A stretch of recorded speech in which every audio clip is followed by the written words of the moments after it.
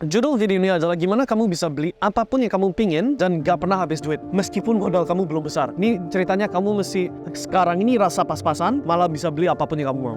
Nah, sebagai bukti, right? Saya seorang yang mulainya dari nol nih. I can show you foto-foto dan bukti aku tuh bener-bener gak ada duit waktu aku belasan tahun usianya, right? Tapi aku ada keinginan. Nah, cerita saya itu ingin jadi tuan banyak properti, dapat cash flow dari banyak properti yang dimiliki, right? Atau yang bisa di cash flow kan. Dari situ aku harus belajar gimana caranya aku bisa nekuk properti yang murah, bisa dijualkan dengan selisih atau enggak sewakan dapat cash flow yang malah jadi sumber income buat saya. Nah, itu cerita saya, tapi konsepnya dulu ini. Kalau kamu mau beli apapun yang kamu inginkan, sebenarnya bisa. Kamu cuma perlu mikirin gimana caranya bisa balikin modal plus 1. Ini kalimat yang sering diucapin sama dulu waktu aku masih anak muda, ada guru, ada mentor, mereka mendidik aku untuk pikir seperti gini. Apapun yang kamu mau, gratis plus 1, free plus 1, itu kalimat yang keluar dari mulut dia. Maksudnya apa? Aku ambil contoh sederhana. Banyak orang anak muda masuk ke tempat kerja profesi mereka, terus kerja susah-susah dapat gaji, terus karena udah rasa kerja susah-susah pengen traktir diri sendiri, ya udah aku beli iPhone.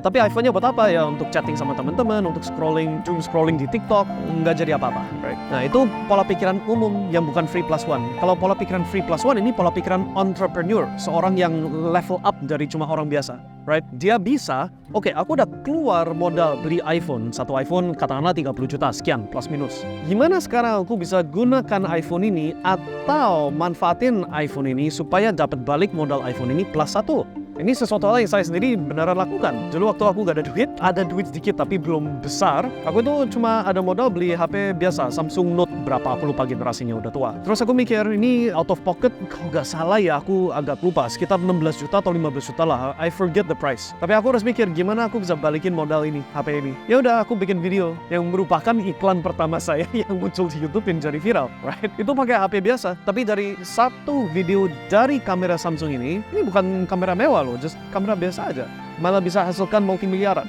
jauh lebih dari modal si HP tersebut. Yuk beli iPhone, harganya 30 juta, bikin video, produksi sesuatu, bikin video, belajar coding terus pakai itu untuk bikin sesuatu garap coding, atau belajar cara pakai CapCut editing video terus kamu jual jasa kamu jadi video editor, apapun lah. Ini kita ngomong konsep entrepreneurial thinking. Ketika kamu sudah ada pikiran, apapun yang kamu mau bisa didapatkan, tinggal balik modal plus 1, kamu udah gak ada batasan lagi, udah gak ada limit. You mau apapun, segede apapun sebenarnya bisa. Dan jangan pikir ini cuma omong motivasi, it's not. Orang yang sudah really high level, kita omong, for example, keluarga Saudi, right? These are the richest people di seluruh dunia yang punya sumber dari minyak setiap hari itu berapa miliar dolar yang masuk ke kantong mereka, right? Mereka memutuskan, oke, aku mau beli tim sepak bola mahal-mahal. Kalau gak salah Manchester United dibeli sama Qatar, terus PSG dibeli sama Saudi. Salah satunya, aku lupa. Dan harga yang mereka bayar itu jauh di atas harga pasar saat itu, right? Aku lupa angkanya, nanti harus di Google ditampil di layar, tapi kalau nggak salah katakanlah 1 miliar, karena aku lupa angkanya.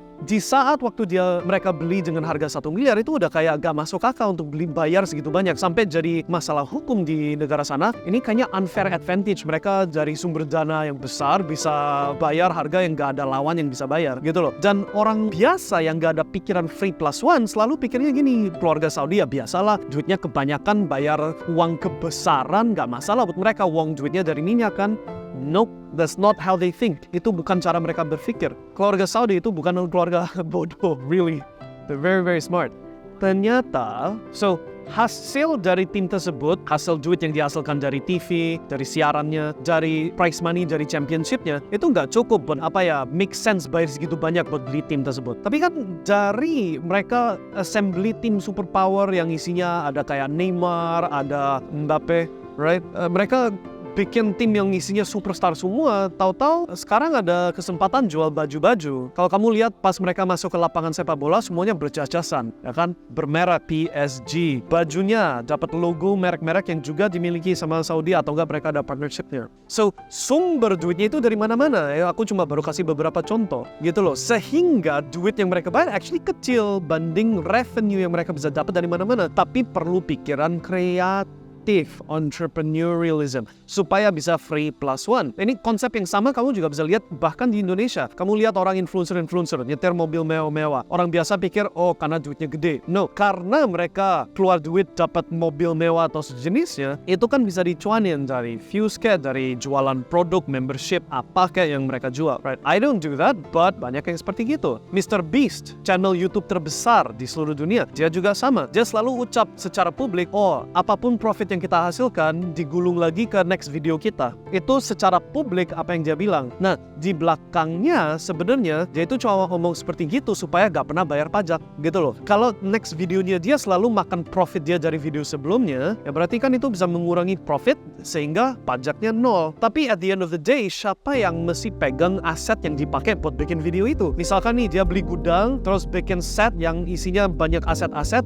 buat video yang menarik. Di akhir semua itu yang pegang aset itu kan si Mr. Beast, ya kan? Pajak dia nol, karena on paper zero profit. Tapi asetnya semua di tangan-tangan keluarga, tangan-tangan teman-teman, tangannya mungkin perusahaan dia sendiri, ya kan? Sehingga netnya dia ada profitnya zero on paper, karena dia selalu belanjain buat next video. So no tax.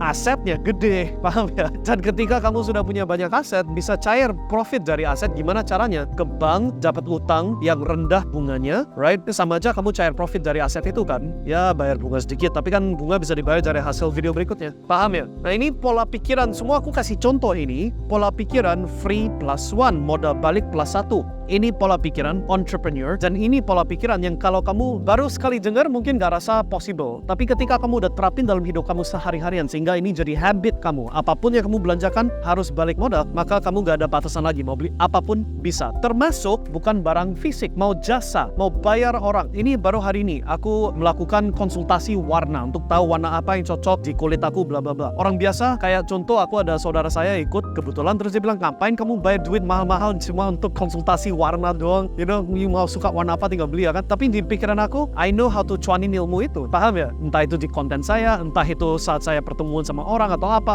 bisa saya cuanin ilmu itu sehingga service yang bukan sifat barang fisik, gak dapat apa-apa fisik, tetap aku bisa cuanin. Sama juga waktu aku teenager, usia 15-16 tahun, aku mau belajar caranya, tadi aku udah bilang, aku mau punya banyak properti yang hasilkan duit. Harus belajar gimana caranya bisa neguk properti, neguk pemilik supaya mau kasih properti yang aku bisa cuanin dengan selisih, jual dengan selisih, atau disewakan dapat selisih, ya kan, tanpa modal dari kantong. Nah ilmu itu aku kasih tahu sekarang, aku bayar easily 500 juta lebih untuk dapat ilmu itu. Tapi itu bukan uang hangus bagi saya, ya kan? Karena apa? Saya itu invest ke diriku sendiri. I understand bahwa I pasti akan balikin modal 500 juta plus one, paham ya? Hasilnya yes, I did do it, berhasil. Dan sampai sekarang ilmu yang saya bayar 500 juta udah hasilkan berapa puluhan miliar, kalau bukan ya mungkin menuju ratusan miliar lah, puluhan miliar dari ilmu yang sama.